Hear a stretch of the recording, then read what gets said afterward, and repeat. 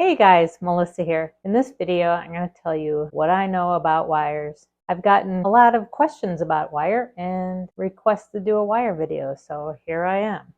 But all I can tell you is what I know, so I'm going to go over what I've done over the years as far as wire is concerned.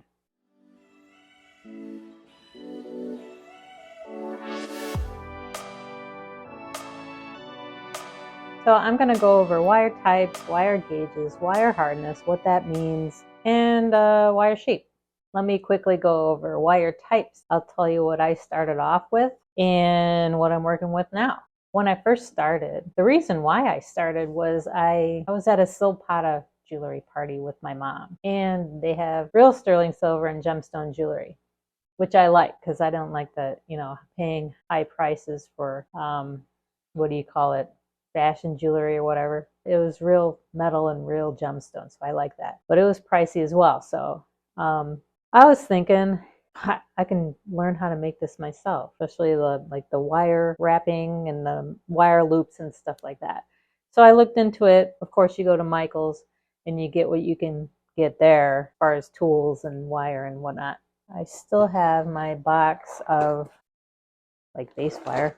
So how I learned, I made a bunch of wire wrap loops. I used fun beads and fun colored wire. And this is all 20 gauge copper craft wire. So I've got all these colors. Oh my God, how did I do that? Red. I've got reds, browns, greens, oranges, black, blue, and I think I bought a multi-pack. It's a smaller gauge wire. I have all these little spools of these little colored wire. And this is coated copper. I'm assuming it's dead soft, but I'm not sure. I've got these. I've got key rings, lobster clasps for little, you latch them onto things. Remember when you can hang stuff on phones? So charms can hang off your phone. I've got swivels. You got charms and beads of any kind. So I made a lot of that. I sold a lot of little charms and dangles for $5 a piece way back when. And this is the kind of wire that I learned, like you got the silver tone here. I make wrapped bead loops out of this kind of stuff when I first started.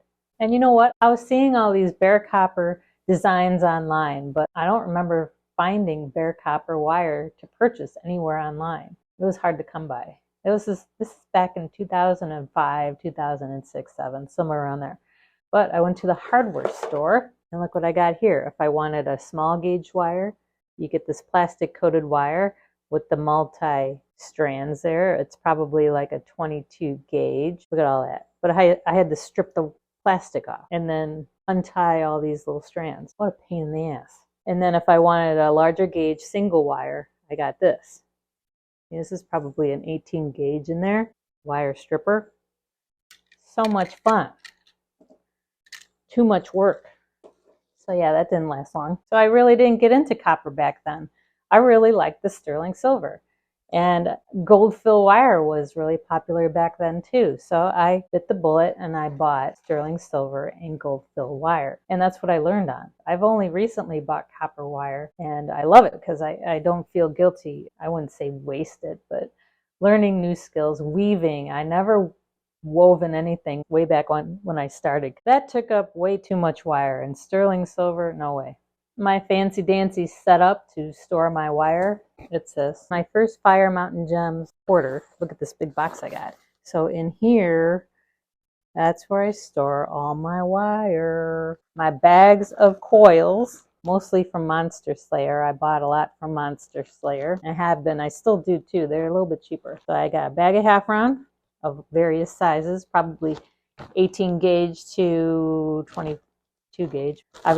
This is my round bag, and it looks like I got 16 gauge up to probably 26 gauge. So that's in there. This tag looks like a real Grande tag, and that's Monster Slayer right there. So various companies there. And then I got my square wire here.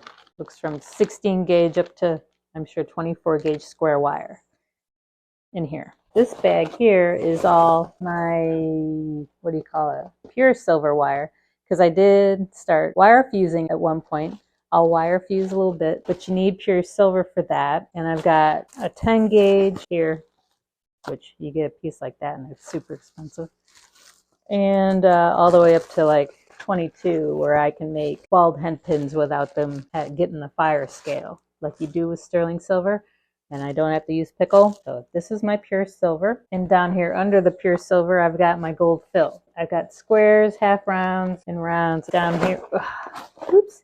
Down here under that, I've got brass. I was able to get from wigjig.com, it looks like, some brass square wire and half round wire. And that's to get a cheaper version of a gold toned look. So let me quick go over these types of metals for you. So I started off with sterling silver. It's not as malleable as copper. Gold fill is softer than sterling, and it's nicer to work with. I compare that to copper. It's really nice, really smooth. What I like about bare metals is you can hammer them, you can buff them, polish them, shine them up really nice. You don't have to worry about wiping off any coating. Sterling silver tends to tarnish. Pure silver can tarnish a little bit too, but not as much. Gold fill won't tarnish. It'll get dirty, but it won't tarnish on you. And they all shine up really nice. Tumbling too. Tumbling really works well on sterling silver and your gold fill. Brass has a little bit of a brown color and it tarnishes to like a brown, so the shine doesn't stick with it, for very long. So it's a nice alternative to gold, but I'd rather have gold fill. Quick thing about gold fill that I should mention, it is much better quality than plated metals. Like if you get silver plated or gold plated, that is just a thin coating on top and that can eventually wear off or chip. But if you get something filled, silver filled, gold filled, there's a core there, but the amount of gold and silver is much more. I did purchase some aluminum wire. I gave it a try. Now, when I start getting into hardnesses, between hard and soft, this is one end of this spectrum, very soft. It's too soft, actually. I wouldn't use this for making jewelry because it's too soft. Then you got like a stainless steel wire, which I think is what memory wire is made out of. And this is as hard as you can get it. It won't come out of shape no matter what you do to it. And it's very hard to work with. Cutting it and twisting it hurts.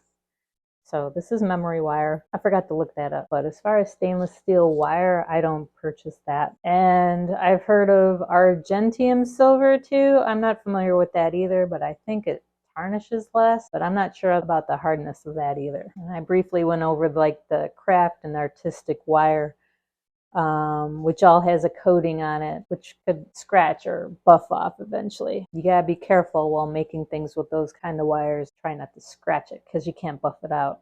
Maybe like 5 years ago, I did make a large purchase to Parawire, and I heard about Parawire's coated wire being really good quality. So I did get a couple of colors, titanium, which is a silver tone, and then we got vintage bronze. And I use these for my dragon eyes, my cheaper stuff. I like to have a range of prices, affordable little rings, and then I go into the more expensive metals for my more expensive jewelry. For $5, $10, earrings and rings made out of this, or bare copper. But I bought titanium and vintage bronze.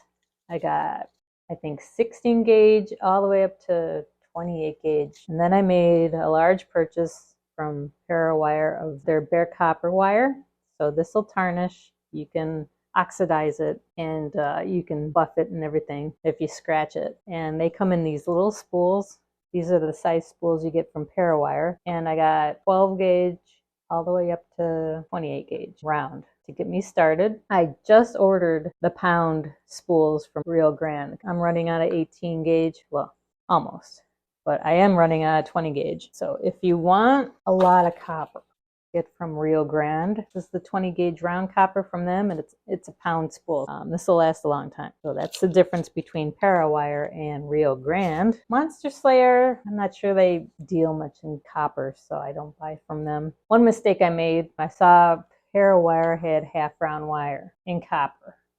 So I bought from them, but I didn't realize it's tarnish resistant, and I'm not a big fan because it doesn't oxidize when I want it to. Grande has all the shapes you need This is my 20 gauge half round wire from Rio Grande. So if you want special shape, Rio Grande is the way to go, but you get a pound. This is half round, so this is gonna last forever. All right, where am I? Let me go over hardness real quick. If I get a choice, it's dead soft. I can always harden it if I need to. Some people like to get like half hard if they're doing ear wires or whatnot, and I won't. I don't feel that it's necessary for me to purchase a whole extra thing of wire just for the hardness. I either pound them out with a hammer or throw them in tumblers. They'll work hard in that way. So wire shapes, I'll get into wire shapes. It all depends on what you like and what designs you like to do. If you're new and you're wondering what wires to buy, are you more interested in weaving? Then I'd go with round wire. If you're more interested in wrapping pendants, you might want to go with square wire. Square wire tends not to slip and they lock together nicely. I like square wire. That's what I started off with. I used round for rings and my bead links and stuff for necklaces. I didn't start weaving until just recently when I acquired all that copper. And like I said, I didn't want to practice weaving on sterling silver. It's also very hard to weave compared to copper too. Hard for me to switch back and forth from copper to silver. Silver is much stiffer. Half round wire I use to bind my square wires. And half round is just what it says. It's a round wire cut in half. I don't know if you can see this, but this has a round side and a flat side. So yeah, I use half round to bind together square wires and get them to sit nicely together in a line. So it's great for that. And I've also seen half round wire, like larger gauges, 14 gauge, 16 gauge of half round are also used in design. Those intricate flowing designs, they're really nice for that. And you don't use as much wire doing that either. I'll also mention you can also buy twisted wire, but I haven't. I've always made my own twisted wire. You can make twisted wire with round. You take a long piece of round, fold it in half and twist it. And you get a nice twisted wire. And you can also take square wire, clamp one end, and then twist the other end, and you get a nice effect. That way you can twist it as tight or as loose as you want. That's twisted wire. Flat wire you can get. I do have, that's Gertie. I do have aluminum flat wire. Flat aluminum wire is really easy to work with since it's soft. I think what I haven't covered is gauges. Gauge means thickness, diameter. The larger the number, the smaller the gauge or the wire you are working with. So if you're working with 28 gauge wire, it's very tiny. Gauge is also important when you're considering wire for a project, depending on how big your stones are. If you got a bigger stone, you need something durable to hold the stone. So if you have a small little, little tiny faceted stone, then you don't need a large gauge. You can go with a smaller gauge. So I'll quickly go over popular wire types. So if you're interested in making woven designs, then you'd probably want to go with 20 gauge round wire and 28 gauge round wire. If you want to go slightly bigger, you can use 18 and 26. Slightly smaller, you can use 22 gauge and 30 gauge. If you want to wrap a stone using square wire, if you have a significant size stone, you can use 18 gauge square and 18 gauge half round. My most common gauge is I use 20 or 21 gauge square and 18 gauge half round, or even 20 gauge half round. If you have tiny stones for earrings and such, you can use 22 or 24 gauge square and a 22 gauge half round. Of course, like I said, thicker wire is needed for those larger stones for durability and stability. So to reiterate, always consider the elements you are working with to determine the shape, the gauge, the metal type, and the hardness of the wire you're going to need for your project.